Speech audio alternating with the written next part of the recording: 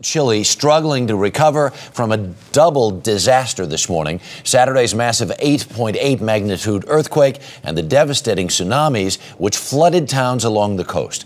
Here's the latest. The death toll exceeds 700 and is expected to rise. 500,000 homes have been destroyed or have been badly damaged. 2 million people have been displaced.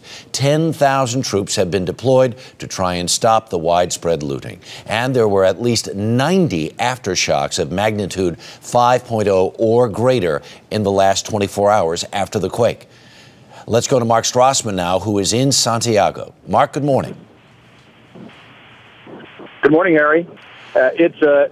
Santiago is a city that is trying to come to terms with what has happened, although, frankly, as you drive around town here, the disaster is nearly as bad as it is in points south of here. There are buildings that have clearly sustained some of the damage. You mentioned the 500,000 buildings, and some of those are here, but far more of them are to the south of here, which is much, much worse, and where there is a real fight for to regain control and a fight for survival on the part of some people. There are soldiers in the streets now in points south of Santiago.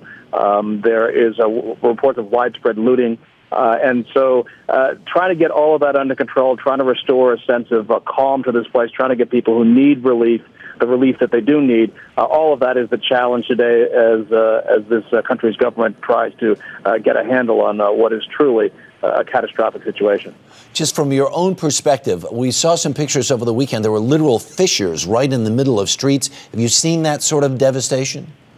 No, Harry, I haven't. I mean, Santiago is just not as hard hit. You don't have a real sense of it. I mean, when we got to Santiago this morning, I mean, it was eerie. I mean, it was, lots of no power in most places, lots of roads and highways that are blocked off, where people were running around in the dark.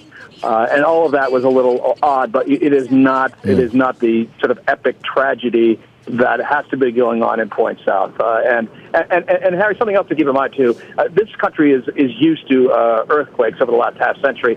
Tough construction standards here.